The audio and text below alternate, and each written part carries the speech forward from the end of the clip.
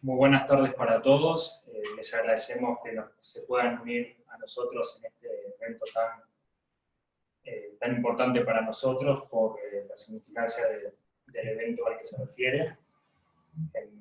Para los que no me conocen, mi nombre es Eric Buchstein, soy presidente de la Fundación Repertense Estudios. Es una fundación para lo que se nos une por primera vez, una fundación que trabaja tanto en Uruguay como en Argentina para la divulgación y de las ideas de la libertad y del humanismo para alcanzar sociedades más virtuosas y desarrolladas, siempre trabajando en aras de lograr una sociedad basada en valores de la responsabilidad individual y en esa agenda es que logramos, por suerte, trabajar para convocarlos a todos hacia esta presentación. Como les comentaba, es un evento bastante positivo el que nos convoca hoy, que es el cierre de las negociaciones entre el Mercosur y EFTA, y es por eso que bueno, tenemos a unos invitados que van a poder contarnos muy bien cómo se desarrolló todo esto. Hoy nos acompañan el embajador Martin Struck. Martin es licenciado en Derecho por la Universidad de Basilea, es miembro del servicio diplomático desde hace más de 30 años de su país, de Suiza. Comenzó su carrera como pasante en la Embajada de Suiza en Roma, y luego ocupó el puesto del tercer secretario en Ginebra, en la misión ante organizaciones comerciales como la OMC y EFTA. También presentó servicios en Perú, Suiza, Austria, Holanda, India, Sudán, y bueno, finalmente en Uruguay desde 2017. Gracias, Martín, por estar aquí. También aprovecho vamos a saludar también a la embajadora Valeria Zuccasi. Valeria, embajadora y directora general para Asuntos de Integración y Mercosur de la Cancillería de Uruguay. Hace 8 años estuvo detrás de las negociaciones que llevaron a la concreción del histórico acuerdo comercial alcanzado entre la Unión Europea y el Mercosur, una negociación que duró más de 2 décadas y que lograron por suerte llevarla a buen puerto. Está en el Ministerio de Relaciones Exteriores desde el 2002 y ha sido catalogada por varios de sus colegas como una de las más brillantes negociadoras que actualmente posee la Cancillería. Nos acompañan también detrás de cámara el contador Alejandro Susac, de Banker y Cash. Muchas gracias por venir. También como presidente de la Cámara de Comercio de Suiza-Uruguaya. Nos acompaña también el secretario Luis Couri, encargado de Economía de la Embajada de Brasil en Uruguay. Muchas gracias por venir también. Así que estamos muy bien acompañados por suerte. Les agradecemos a todos por sumarse y acompañarnos también a toda la audiencia que nos está acompañando en Uruguay, en Argentina y desde toda Latinoamérica. Hoy nos convoca, como les comentaba, la concreción del acuerdo entre Mercosur y EFTA. Creo que creemos todos que es una excelente noticia, no solamente porque va en aras de nuestras convicciones, que es tanto el desarrollo de nuestras sociedades a través de la libertad, ya sea desde la libertad de comercio, como la libertad de asociación entre distintos actores económicos. Y sé que varios han sido y siguen siendo críticos del Mercosur por su desempeño, que es también un debate aparte, pero por suerte hemos logrado una gran meta que ha sido un paso hacia la apertura comercial, y creo que debemos ser justos y celebrarlo y reconocerlo de forma fuerte. Así que yo les voy a ceder la palabra tanto a Martín como a la embajadora Valeria, así nos comentan un poco cómo han sido estos años de intensas negociaciones y hacia dónde va la relación comercial entre el Mercosur y el EFTA. Así que les cedo la palabra a nuestros queridos invitados. Embajador, les cedo la palabra, así podemos oír sus opiniones. Muchas gracias, Eric. Es un gusto estar aquí y hablarles algo sobre la política general la política comercial de Suiza en general y sobre EFTA y, por supuesto, la relación EFTA-Mercosur en particular. En cuanto a EFTA-Mercosur, creo que el contenido del tratado, tenemos aquí una persona muy competente que ha negociado el tratado y lo conoce casi de memoria. Me voy a limitar en explicar algo sobre la importancia del comercio exterior para Suiza y también del bloque económico que tenemos en Europa, EFTA, que es el pequeño hermano o la pequeña hermana de la Unión Europea. Primero, la política comercial de Suiza es vital para la economía suiza. Suiza gana cada segundo franco en el exterior. Somos un país muy orientado hacia la exportación. Dependemos del comercio exterior y nuestra política en general es tener una política de libre comercio y facilitar el acceso y evitar la discriminación en otros mercados. No es fácil hoy día, tenemos muchos desafíos para el comercio mundial. Tenemos una Organización Mundial de Comercio que está parcialmente paralizado. Cuando yo estuve en Ginebra, todavía en los años 90, se negoció y se terminó la ronda Uruguay con éxito, pero desde Uruguay iba un poquito abajo y creo que necesitamos un nuevo Uruguay para lanzar otra vez la OMC. Tenemos una guerra comercial global con una tendencia hacia el proteccionismo que es preocupante. Tenemos también políticas agrícolas de varios países, y no excluyo Suiza tampoco, que no favorecen el libre comercio, pero eso es otro asunto y otra historia. En el caso de Suiza es diferente y es muy difícil. Voy a tocar el tema rápidamente después. Y tenemos también un elemento muy importante para Suiza, que es la propiedad intelectual. Suiza es un país con alta tecnología, muy innovativo, que depende mucho de la propiedad intelectual y de la protección de la propiedad intelectual. Entonces, esos son temas que para nosotros en los tratados libre comercio son fundamentales y cruciales. Aquí ven un mapa de los tratados que Suiza tiene, o primero sí, los pilares de la política comercial de Suiza, que por un lado es la OMC, que reúne muchos países, no todos, pero muchos países del mundo, y sobre todo los países que no son miembros de la OSD, ¿cómo se llama en español? Sí, sí, tienen muchas ventajas también a través de la OMC, a través de la cláusula de la nación más favorecida y a través del sistema generalizado de preferencias, GSP.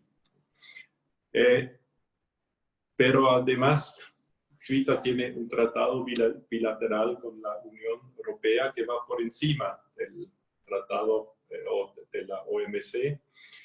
Ese tratado bilateral con la Unión Europea comprende las 4 libertades: libertad de bienes, capital, personas y servicios. Suiza no es el único país que participa en ese mercado interno de la Unión Europea. Son otros países de la EFTA, también Noruega, Islandia y Liechtenstein, a través del espacio económico europeo. Afuera de la Unión Europea, Suiza tiene una red de tratados de libre comercio con muchos países. En el próximo slide ven todos los países con los cuales Suiza tiene un tratado de libre comercio. Son como 40 países, empezando por Turquía, uno de los primeros países, y terminando con Filipinas. Tenemos aquí también 3 países marcados en amarillo. China, especialmente, y Japón, son países con los cuales Suiza tiene un tratado de libre comercio bilateral y no a través de la EFTA. Voy a tocar el tema más tarde también. Si vemos el mapa, los países en verde son los países con los cuales Suiza tiene un tratado de libre comercio vigente. Son casi todos los países grandes. Tenemos 3 puntos blancos en ese mapa, con los cuales Suiza todavía no tiene un TLC. Es Estados Unidos, es India, estamos negociando, y ahí también estamos negociando desde hace 13 años, bastante tiempo, sin resultado, o sea, estamos cerca, pero no podemos terminar. Y el otro punto blanco es el Mercosur. El Mercosur falta todavía y es realmente el punto blanco también en América Latina, porque de Colombia a Chile estamos cubiertos con tratados de libre comercio, EFTA, Mercosur, EFTA y esos países. ¿Qué es la EFTA? EFTA es en español Asociación Europea de Libre Comercio. Es el pequeño hermano de la Unión Europea y originalmente fue fundada para más países que solo los 4 que hoy día son miembros de la EFTA. Inicialmente contaba también con Reino Unido como miembro, con los países nórdicos, Suecia y Finlandia, con Austria y con Dinamarca, así como Portugal. Portugal y Dinamarca, Reino Unido, dejaron la EFTA en los años 70 y adhirieron a la Unión Europea, mientras que Austria, Suecia y Finlandia adhirieron a la Unión Europea en el año 95. EFTA no es lo mismo como la Unión Europea. EFTA no es una organización supranacional con organismos o con poderes. Es una asociación entre países y eso es la diferencia fundamental entre EFTA y la Unión Europea. EFTA no es una unión aduanera como lo es la Unión Europea, y eso explica también por qué los países EFTA pueden negociar a nivel bilateral unos tratados de libre comercio. En el caso de Suiza es el caso con China y Japón sobre todo. EFTA no tiene un arancel exterior común. Los países son libres y sobre todo en el sector agricultura, cada país a veces tiene sus especificaciones y tienen diferentes regímenes. Para mostrar una gráfica dónde están los países EFTA en cuanto al PBI. Lo que ven arriba es Brasil. Brasil está por encima de todos los demás países, también por el volumen, por la población que tiene el país, pero los países Suiza y Noruega tienen un PBI muy alto también comparado con el tamaño que tiene el país, y el PBI per cápita es aún mucho más alto. Entonces, son países chiquitos, esos 4 países de la EFTA. En total, EFTA cuenta con como 14 millones de habitantes, pero son países con un alto poder adquisitivo. Lo ven en la próxima gráfica. Liechtenstein, Suiza, Islandia y Noruega están por encima, mucho por encima del promedio mundial. Para comparación, aquí también tienen el PBI per cápita de Estados Unidos. ¿Cuáles son los intereses de los países de la EFTA? Para Islandia es sobre todo la pesca, aluminio. Para Noruega es el petróleo, gas natural, pesca, construcción naval, también que es importante. Y para Suiza es sobre todo la maquinaria, instrumentos de alta precisión y productos farmacéuticos. Ciertamente también la relojería es importante, así como exportaciones del sector alimenticio, chocolate, café, pero es la menor parte de las exportaciones de Suiza. Y además, un aspecto muy importante para la economía de Suiza son los servicios. La política en general de EFTA hacia países terceros es asegurar y mejorar las condiciones comerciales y de cooperación económica y evitar la discriminación, y ahí entramos justamente en la discusión. Queremos evitar discriminación con nuestros partners mayores, que es la Unión Europea, y si la Unión Europea ratifica el Tratado de Libre Comercio y EFTA no, los países de EFTA no, vamos a tener una discriminación en el mercado aquí, y eso lo queremos evitar, y eso explica también por qué muchas veces vamos en paralelo. El comercio internacional de EFTA, lo ven en esa gráfica, es bastante alto. Como dije antes, son países con alto poder adquisitivo, con economías muy desarrolladas.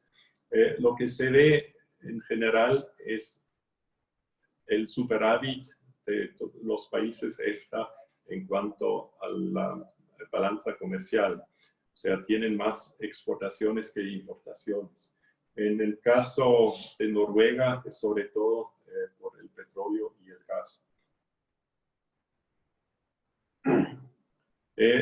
Si vemos la próxima estadística, son combustibles, petróleo, lo que exporta EFTA, pero eso se concentra sobre todo a Noruega.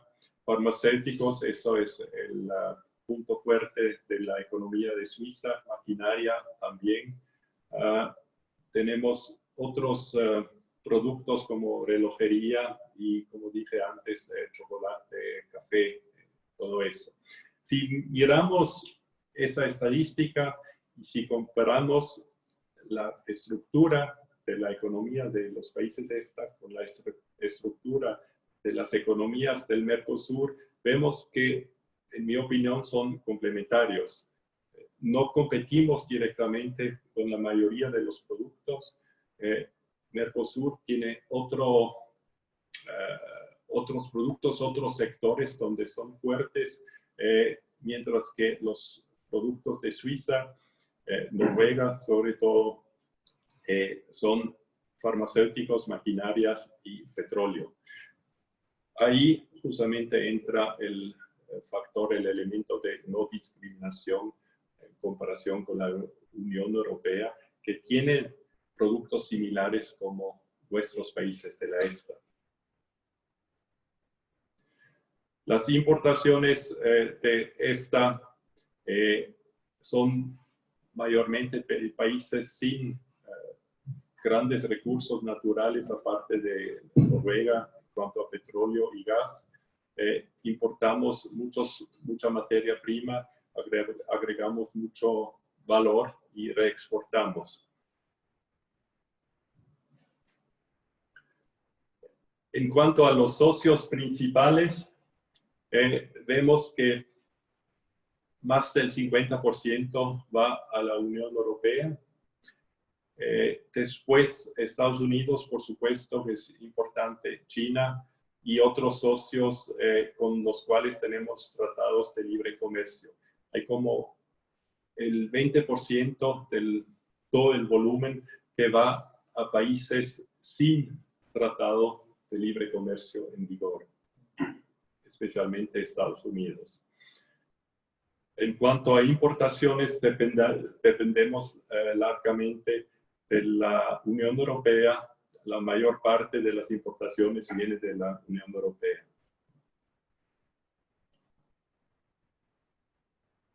En cuanto al Mercosur, Suiza hace más o menos el 60-65% del volumen comercial con el Mercosur. La otra gran parte es de Noruega. Es la evolución del comercio entre Suiza y Mercosur. Se ve un aumento constante desde el año 2002. Después ven también Islandia y Noruega. Liechtenstein no está contenido en esta estadística porque las cifras son muy bajas y además Liechtenstein está en una unión aduanera con Suiza y la estadística vale para los dos países para la unión aduanera. ¿Cuáles son las ventajas de un TLC? Lo hemos visto en el pasado por experiencia que las exportaciones han subido bastante con los países después de haber concluido un TLC. Las importaciones también. Y eso también a través de algunos ejemplos. EFTA-Canadá, ahí logramos aumentar las exportaciones de 5 a 8%. EFTA-Chile, ahí triplicamos el volumen o las importaciones, tanto también con Corea del Sur o la Unión Aduanera de África Austral. Ahora, dos palabras en cuanto al TLC EFTA-Mercosur. El inicio data del año 2000. Las negociaciones empezaron tarde y fueron muy rápidos. En 3 años o en 2 años lograron firmar el acuerdo. O sea, comparado con la Unión Europea, eso ha sido muy rápido y relativamente fácil. Es la foto de los negociadores en jefe del año pasado en Buenos Aires. Reconocen también a Valeria Zuccasi ahí y al negociador en jefe de Suiza, Markus Lagenhoff. Ahora estamos en el proceso, deberíamos entrar al proceso de ratificación. Primero todavía hay una corrección de textos, un control jurídico. La firma del acuerdo está prevista para finales de este año, ojalá. Después viene la ratificación por los parlamentos. Son 8 parlamentos que tienen que ratificarlo. En Suiza tenemos la particularidad del referéndum popular. Y como hemos experimentado últimamente, la probabilidad de un referéndum es bastante alto. Tenemos ahora el referéndum contra el TLC que tiene EFTA con Indonesia. Y si ese referéndum pasa, quiere decir que el pueblo suizo no acepta el TLC con Indonesia, va a perjudicar también el TLC con el Mercosur. Quiere decir que tenemos que tener mucho cuidado lo que vamos a presentar, tenemos que presentar un buen resultado, si no corremos el riesgo de un referéndum. Yo personalmente soy optimista, creo que un referéndum, hasta el referéndum con Indonesia, puede pasar el pueblo suizo, pero es cuestión de informar, de enseñar y demostrar que al final un TLC no es algo negativo. El problema que tenemos en Suiza por el referéndum no es por un lado político nomás.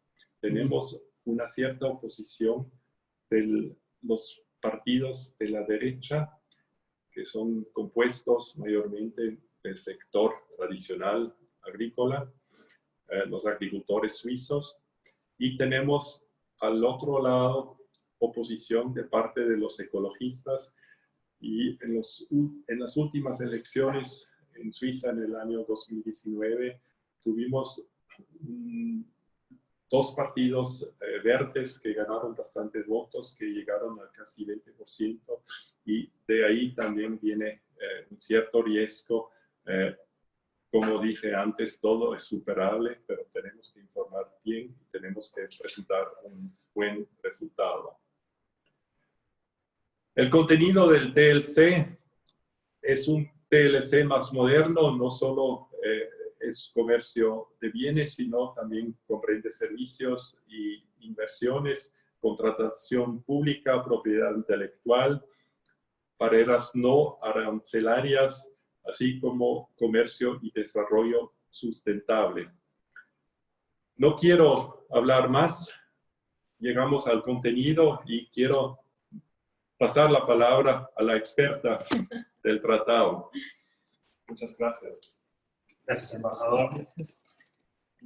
Vamos a ceder la palabra ahora a la embajadora, que nos va a relatar un poco de su experiencia con las negociaciones del tratado que se concluyó el año pasado.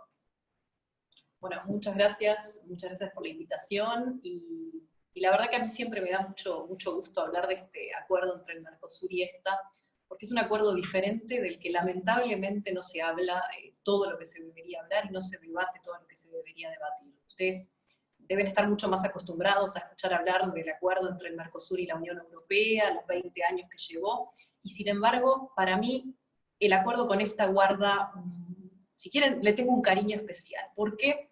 Porque el acuerdo Mercosur-EFTA es un cambio en la dinámica del Mercosur por sí mismo. Es un acuerdo que se negoció en 2 años y solamente en 10 rondas de negociación. Aquellos que tuvimos el privilegio de verlo desde que empezó hasta que terminó, sabemos lo importante que es que al final del día, entre 4 miembros de un lado en el Mercosur y 4 miembros del otro lado de EFTA, hayamos tenido el espíritu pragmático y práctico de encontrar un equilibrio que permitiera que todos saliéramos de la mesa de negociación sintiendo que habíamos ganado y nadie haya quedado con la sensación de haber perdido. Y eso, alcanzado en 2 años para el Mercosur, es un hito histórico que, si se quiere, y como Eric decía al principio, va en contra de algunas de esas visiones muy negativas sobre el Mercosur, y esas visiones de un Mercosur que tal vez no responde a las necesidades de aquellos países que buscamos la inserción a través de este tipo de acuerdos. Y bueno, esto para nosotros es el principio de lo que esperamos sea una larga cadena de otros acuerdos y de otras negociaciones que se negocien con eficiencia, con efectividad, con rapidez. Y por eso siempre empiezo diciendo lo mismo. Este acuerdo no es un acuerdo más, es un acuerdo que en sí mismo representa una visión distinta del Mercosur y de lo que el Mercosur quiere ser en el mundo. Es además, como Martín mencionaba, un acuerdo con 4 economías que podrán parecer más pequeñas, pero que tienen un PBI per cápita, un poder adquisitivo fabuloso, y en donde se abren oportunidades que van mucho más allá de lo tradicional. Nosotros estamos acostumbrados a negociar apertura y pedir carne, arroz, lácteos y demás, y a veces no entendemos que hablar de carne en general no es lo mismo dependiendo del mercado al que uno está vendiendo. No es lo mismo venderle carne a Suiza que venderle carne a China, que venderle carne a Corea, o que venderle carne a la región. ¿Por qué? Porque sencillamente los consumidores son diferentes, y los consumidores, cuando tienen mayor poder adquisitivo, también tienen mayores demandas, y suelen exigir mucho más en cuanto a la calidad de los productos. Y ahí hablo como Uruguay en particular, creo que hay una oportunidad enorme. Y no me refiero a la carne en particular, me refiero a toda la base agroexportadora del país, que en mercados como el suizo, como el noruego, como el irlandés, tienen la posibilidad de agregar valor, de trabajar en una base agrícola o agrícola ganadera, pero la que se agrega valor para diferenciar el producto y para acceder a nichos de mercado que nos dan hoy la posibilidad de vender productos de altísima calidad, de seguridad, porque son productos con inocuidad, con trazabilidad, que pueden explicársele a un consumidor viniendo en respeto del medio ambiente, en respeto de las normas laborales, y que por ello, por todos esos elementos de calidad, reciben un precio de la otra parte muy importante.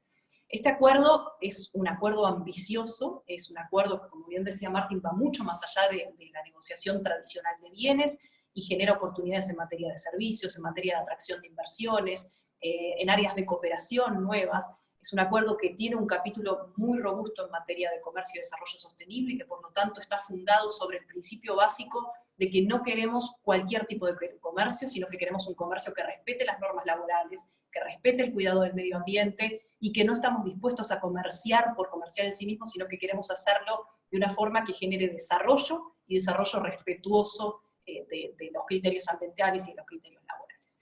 Por todo eso, este acuerdo yo creo que por sí mismo se defiende muy fácil, y también para quienes a veces han tenido ciertos temores, los sectores agrícolas, los sectores ambientales dentro de los propios países de EFTA, es importante resaltar elementos como que lo que se acuerda en productos muy sensibles, como puede ser la carne, como puede ser los vinos, son cuotas.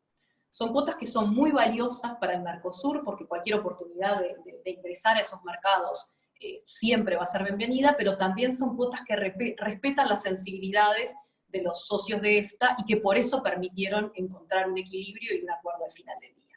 Por ejemplo, Suiza le otorga al Mercosur con este acuerdo 3.000 toneladas de carne bovina, o 2.000 toneladas de miel. Ustedes dirán, qué poquito, sobre todo si piensan que muchas veces cuando estamos hablando del acuerdo con la Unión Europea hablamos de 99.000 toneladas de carne, y dicen, bueno, ¿cómo 3.000 en comparación con 99.000? No es comparable. Eso es algo que es importante, primero porque es bueno ir sumando pequeños acuerdos que se complementen uno a otro, y segundo porque tenemos que tener una representación del mercado del que estamos hablando. Entonces las oportunidades, el Mercosur hoy le vende, por ejemplo, a Suiza 4.000 toneladas al año de carne. Entonces decir que 3.000 se van a agregar a ese comercio que ya existe sin pagar aranceles, además de preferencias que nos dan los países dentro de las cuotas que tienen hoy ya en la Organización Mundial del Comercio, son muy buenas noticias para un sector agrícola, ganadero, exportador, que en los 4 países del Mercosur está deseoso de buenas noticias y está deseoso de tener nuevas oportunidades para comerciar. Hay casos muy emblemáticos, por ejemplo, los vinos. Los vinos que Suiza produce, unos vinos blancos maravillosos. Martín, que sabe que yo viví y quiero a Suiza muy particularmente porque viví casi 6 años de mi vida allá.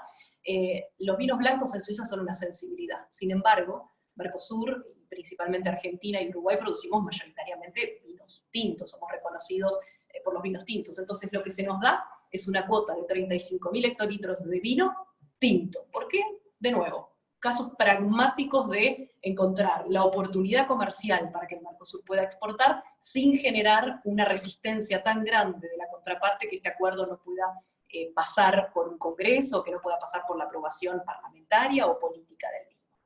Como eso les podría hablar de muchísimos ejemplos. Hay productos que se van a beneficiar desde el día 1 del acceso al mercado de EFTA sin pagar aranceles, como pueden ser los cítricos, ciertos vegetales en contraestación, como pueden ser algunos productos de arroz y demás. Eso es muy importante porque permite ver beneficios y ver resultados concretos inmediatamente de que este acuerdo entre en vigor.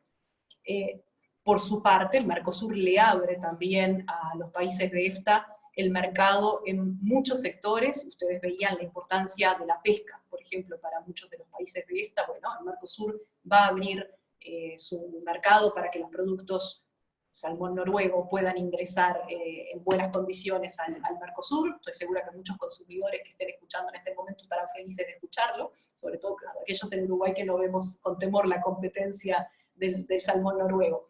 Como eso, hay muchísimas oportunidades comerciales que genera este acuerdo, que nosotros esperamos, como lo mencionaba Martín, que se pueda firmar este año. ¿Qué es lo que falta para que este acuerdo pueda terminar de salir de esta etapa de todavía negociación, traducción y demás? Faltan 3 elementos centrales. Uno es lo que llamamos revisión legal, que muchas veces se confunde con una negociación en sí misma. La revisión legal, sobre todo cuando uno negocia con países civilizados y con los que ha negociado siempre de buena fe y con amistad y con sinceridad, es sencillamente prolijar un texto para que se entienda que cuando hablamos de bienes estamos hablando siempre de lo mismo, que cuando hablamos de servicios estamos hablando siempre de lo mismo.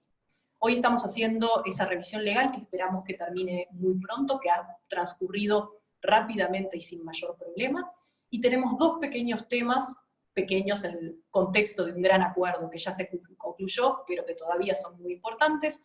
Uno que refiere a la posibilidad de acumular origen en un producto que es vendido. Por ejemplo, piensen en un auto tiene que tener piezas de muchos países. Bueno, esas piezas nosotros queremos, y cuando digo nosotros lo digo a propósito porque Uruguay comparte la preocupación de EFTA, queremos que permita encadenamientos productivos. Es decir, nosotros queremos que no solamente un producto tenga que ser 100% suizo o 100% uruguayo para poder gozar de las preferencias de este acuerdo, sino que queremos que se pueda acumular origen, que las piezas que componen ese producto puedan venir de otros orígenes con los que tengamos acuerdo, con los que tengamos preferencias, para generar esas famosas cadenas de valor de las que tanto se hablan y que tanto le faltan también a nuestra región del mundo.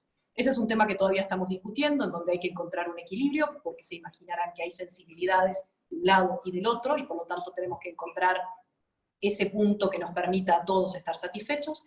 Y el otro gran tema que refiere en particular también a Suiza es el de las indicaciones geográficas. Son esos famosos nombres como Gruyère, como Sbrinz, que tienen mucho que ver con quesos, pero no exclusivamente con quesos, que se producen de los dos lados de este acuerdo, pero que son protegidos de una forma diferente y que tenemos que encontrar la forma en que podamos aceptar una cierta protección a los nombres que vienen de los países con los que estamos negociando, en este caso Suiza, sin que con ello estemos afectando a productores. Ustedes piensen, quienes estén del otro lado y sean uruguayos, entenderán que cuando nosotros venimos de un país en donde tenemos colonia suiza, a veces es muy difícil explicarle a alguien que produce quesos hace cientos de años con los mismos nombres, que no puede seguir utilizándolos. Entonces estamos encontrando una solución en ese caso en particular. Una vez solucionados esos dos temas y terminada la revisión legal, este acuerdo queda pronto para la firma.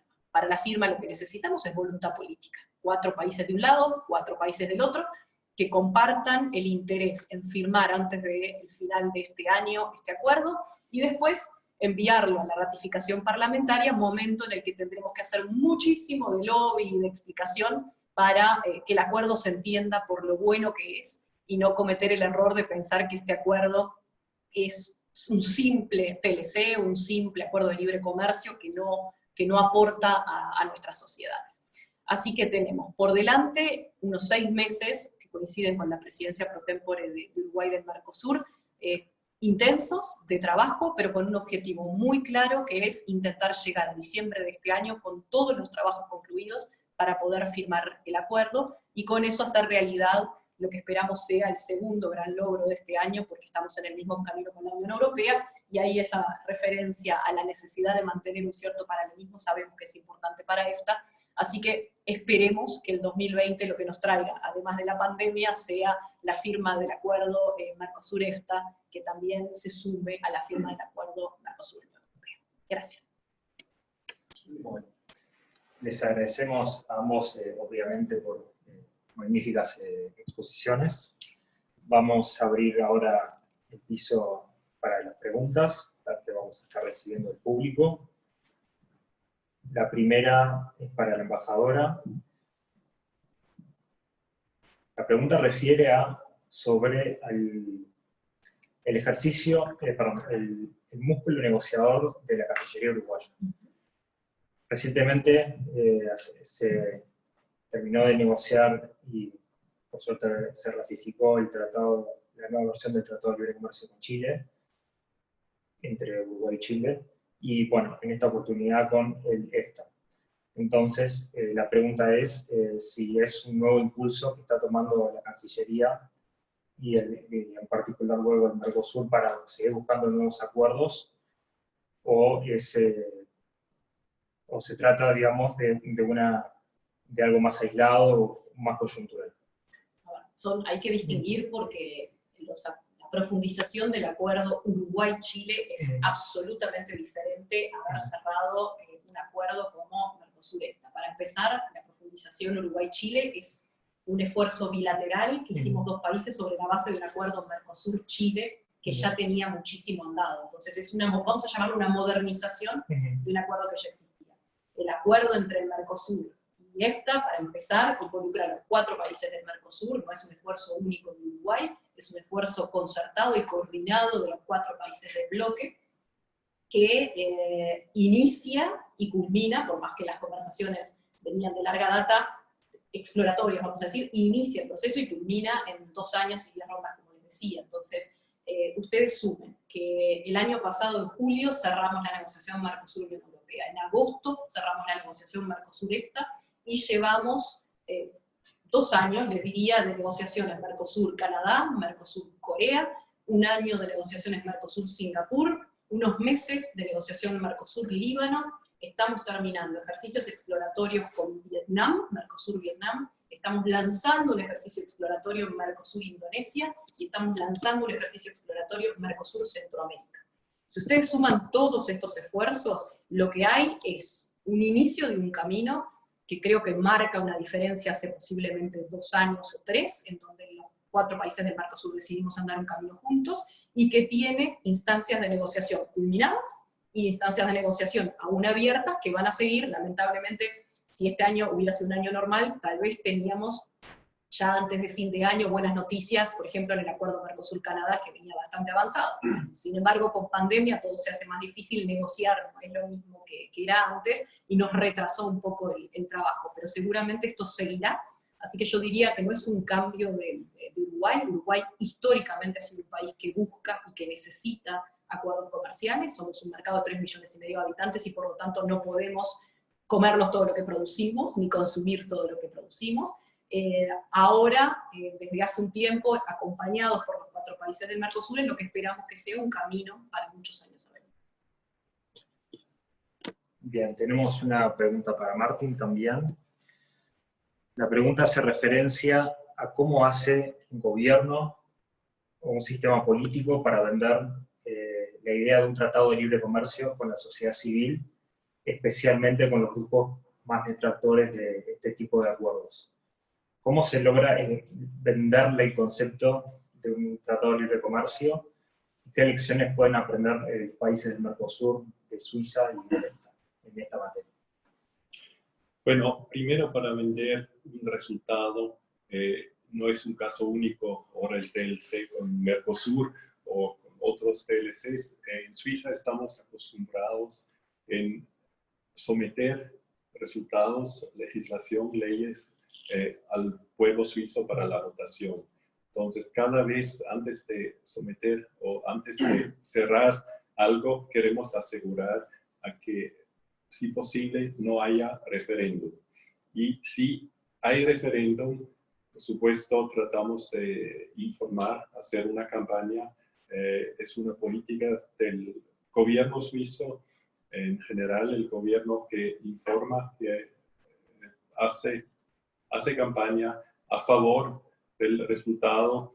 En el caso del TLC, ahora, como dije antes, hay oposición de la parte de los agricultores que temen que sus productos no pueden competir con los productos de la zona del Mercosur, que a cierto punto sí es verdad, pero como dijo Valeria también, la cuota es muy grande y creo que ahí es cuestión de convencer.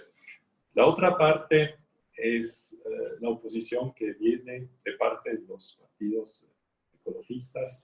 Eso puede ser más difícil y lo vemos no solo en Suiza, sino también en Noruega, que hay una oposición fuerte, sobre todo por Brasil, por lo que se escucha en Europa, en todo el mundo, de los incendios, Brasil, Paraguay también parcialmente, y ahí tenemos que tener mucho cuidado porque hay una opinión pública y no es fácil, pero estoy seguro que sí logramos. Pero como dije antes, no es algo nuevo, tenemos al año 3 o 4 votaciones donde el pueblo suizo tiene que ir a votar, y es un proceso que el gobierno suizo ya conoce y no es la primera vez. Muchas gracias, embajador. Tenemos otra pregunta para la embajadora. ¿Le preocupó el momento en que Alberto Fernández puso paños fríos al acuerdo de la Unión Europea y pudo haber implicado un serio problema de imagen y credibilidad hacia el Mercosur? A ver, si uno no se preocupara, no estaría viendo lo que pasa en el mundo en general. Las preocupaciones, por ejemplo, con el acuerdo Mercosur-Unión Europea son permanentes. Por algo demoramos 20 años. No es solamente por esta coyuntura actual, son 20 años de alguna duda, de algún cuestionamiento, de alguna prioridad que se va para otro lugar. Ahora, yo creo que más allá de las preocupaciones que Argentina ha manifestado, y que es entendible que un gobierno que no negoció el acuerdo quiera primero entender qué es el contenido de ese acuerdo antes de pronunciarse, creo que esas dudas han quedado un tanto atrás, y el propio presidente Fernández ha dicho que si bien por ahí no es el acuerdo que ellos hubieran negociado, que lo hubieran negociado de otra manera, Argentina cumple con sus acuerdos, cumple con sus compromisos, y que tanto en lo que refiere al acuerdo con la Unión Europea como en lo que refiere al acuerdo con EFTA, vamos a continuar por el proceso por el que veníamos, que va a llevar a la firma de los 4 países del Mercosur con sus contrapartes. Así que yo creo que, más allá de mucho ruido mediático y demás, hoy el Mercosur, Argentina incluida, está por un camino que no tiene marcha atrás en cuanto a los acuerdos con la Unión Europea y con EFTA. Además, vuelvo a decir, yo creo que son acuerdos que cuando uno los lee en detalle, los analiza, comprende lo buenos que pueden ser para nuestras sociedades, y que si tienen riesgos y que si hay áreas en las que hay sensibilidades, que es entendible también que puedan haberlas, esas sensibilidades quedan diluidas en el tiempo y quedan también muy administradas a través de mecanismos como cuotas, tiempos para la eliminación de los aranceles, o hasta instrumentos como las salvaguardias que permiten protegerse en casos de amenaza para las producciones nacionales. Así que yo hoy soy extremadamente optimista en cuanto al futuro de los dos acuerdos. Tenemos una pregunta también de vuelta para el embajador. ¿Cuál cree usted que es la importancia del rol de los derechos de propiedad intelectual en una sociedad? ¿Cree usted que es un factor decisivo para alcanzar el desarrollo en las sociedades más empobrecidas? Bueno, yo estuve en la India también, he servido en la India casi 3 años, y estuvimos negociando ahí el Tratado de Libre Comercio con la India, y una de las razones, o la razón mayor por la cual no terminamos hasta hoy día, es la protección de la propiedad intelectual, que es de suma importancia para Suiza, para la industria suiza, porque queremos evitar que no haya protección adecuada, y después vamos a perder el know-how, lo que tenemos en Suiza, los patentes, brevetes, y en otros países lo van a producir. Entonces, eso es la condición sine qua non para ciertos países. En el caso de Mercosur es importante también, pero no tiene la misma importancia como otros países. En cuanto al acceso de esos países a brevetes, y muchas veces también los productos de Suiza son muy caros, hay reglas fijas de protección de propiedad intelectual. ¿Cuántos años vale la protección de un patente? Son 10 años, etc. Con eso trabajamos. O sea, un patente no es de por vida, pero necesitamos un cierto incentivo para hacer todo el trabajo de investigación en Suiza. Y Suiza pone bastante esfuerzo en investigación, porque finalmente es la base de la economía suiza, la innovación y tener productos con un alto componente de propiedad intelectual. Entonces, ahí estamos. Es importante, compartimos hasta un cierto punto la propiedad intelectual, haciendo joint ventures con esos países donde se transfiere también el know-how poco a poco, no de un solo golpe. Muchas gracias. También tenemos otra pregunta para la embajadora. En este momento Uruguay se encuentra en el asiento de la presidencia pro tempore de Mercosur. ¿Qué agenda y objetivos tiene el Uruguay para este periodo? Hay dos líneas de trabajo. Uno que refiere a las negociaciones, y ahí, como les decía, nuestro objetivo este año es firmar el acuerdo Mercosur-Unión Europea y el acuerdo Mercosur-EFTA. Quisiéramos ver también que se retomen, aunque sea lentamente por la pandemia, las demás negociaciones que tenemos abiertas y lanzadas ya desde hace unos años. Y en materia interna, el Mercosur tiene una agenda permanente, que si bien cada presidencia le da su pequeño énfasis o le da sus pequeñas prioridades, hay una agenda que es permanente del Mercosur, que apunta al perfeccionamiento a nivel comercial de lo que no ha funcionado de todo, lo que no está completamente resuelto. Ahí nos ayudan mucho los acuerdos que hemos cerrado con la Unión Europea y con EFTA, porque modernizan muchas de las reglas que utiliza el Mercosur, incluso para comerciar entre sus 4 países. Entonces queremos trabajar en temas como reglas de origen, queremos trabajar en temas como la administración de cuotas. Estos acuerdos, como ustedes escucharon, otorga cuotas en Mercosur y recibe cuotas. Tenemos que tener muy previsto cómo se van a administrar esas cuotas. Queremos seguir, obviamente, trabajando en la agenda que ya viene desarrollándose hace por lo menos un año en materia de revisión del arancel externo común, de adopción de una política automotriz del Mercosur. Son temas complejos, son temas que requieren mucho trabajo, mucha discusión, porque implican sensibilidades diferentes para cada uno de nuestros países, pero entendemos que es una obligación, y queremos trabajar también en la agenda no comercial, que históricamente para Uruguay es muy importante. El Mercosur no es solamente un instrumento de integración comercial, sino que es un instrumento de integración social, ciudadana, política, y lo que nosotros queremos hacer, por ejemplo, es terminar con algo que se lanzó hace un par de años, que es extremadamente importante, como el Estatuto de la Ciudadanía del Mercosur, que es un instrumento sencillísimo que permite a cualquier ciudadano del Mercosur entender cuáles son los beneficios que tiene por su pertenencia al bloque.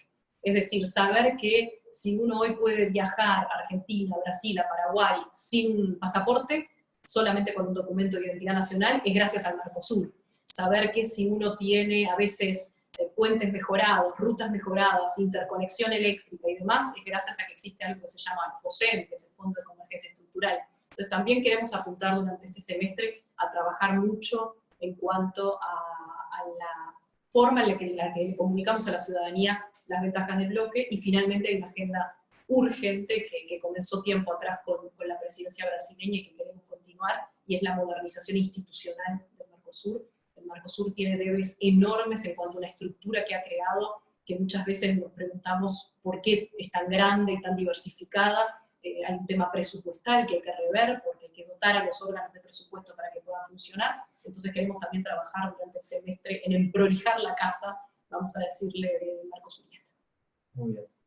Bueno, tenemos una última pregunta también para la embajadora, que refiere un poco a la presencia en medios del presidente de la República en Argentina, que bueno, independientemente de la valoración personal e ideológica que pueda hacer del presidente, es algo que ha dado de hablar. La pregunta refiere a si estamos frente a un potenciamiento de la diplomacia presidencial desde el Poder Ejecutivo, y si desde su punto de vista esto está teniendo un efecto positivo o es algo más mediático, o tiene efectos reales, y cómo valora el dicho del presidente sobre estar tan cerca de Estados Unidos como estar tan cerca de China en misma distancia. En primer lugar, a mí no me corresponde evaluar dichos de mi presidente, porque es mi presidente el que manda en este país. Yo creo que la diplomacia presidencial es esencial en el siglo XXI. Es imposible imaginar diplomacia que no se desarrolle en todos los niveles del Estado, y no solo en los niveles del Estado, sino que a veces uno olvida la importancia de otro tipo de diplomacia, la que se da entre actores de la sociedad civil, entre parlamentos, entre académicos, entre espacios como este, donde uno puede reunir voces diferentes para escuchar hablar. Entonces, para nosotros siempre va a ser un gran respaldo desde la Cancillería, y quienes tenemos una carrera en el servicio exterior, contar con un presidente activo en materia internacional. Así que creo que eso es incuestionable, y además es parte de la realidad que vivimos. En cuanto a estar en entre Estados Unidos, China, y encontrar un balance, eso es así, eso es Uruguay. Uruguay siempre ha sido un país que ha intentado hablar con todos, negociar con todos, profundizar sus relaciones con todos, siempre lo hemos defendido, siempre lo hemos promovido en el Mercosur, y ojalá que en los años a venir veamos a un Mercosur, por ejemplo, negociando tanto con Estados Unidos como con China, porque al final del día nuestro objetivo es tener acuerdos. Ese mapa que les mostraba Martín es la envidia de cualquier uruguayo. Nosotros queremos en el futuro ver un mapa en donde aparece coloreado prácticamente todo el mundo entre las negociaciones en curso, los acuerdos culminados y las negociaciones que se están lanzando. Ese es al final del día el objetivo, todo el mundo para relacionarse con el Mercosur y con el... Bueno, así es que estamos cerrando en esta oportunidad este evento, esta conferencia que tanto nos deja para reflexionar y para conversar. Vamos a estar publicando el video de esta conferencia en nuestras redes sociales, así que pueden esperarlo en YouTube en los próximos días. Pero aprovechamos una vez más para agradecer a nuestros invitados, a los embajadores y también a nuestros queridos amigos detrás de cámara, que pudieron unirse, y bueno, obviamente a toda la audiencia detrás que nos está siguiendo en redes sociales y desde Zoom. Así que bueno, desde la Fundación seguiremos publicando contenido, invitándolos de vuelta a nuevos eventos para dar diálogo y charlas de los asuntos de la sociedad civil que tanto nos interesan. Así que bueno, les agradecemos por haberse unido a nosotros una vez más y seguimos en contacto.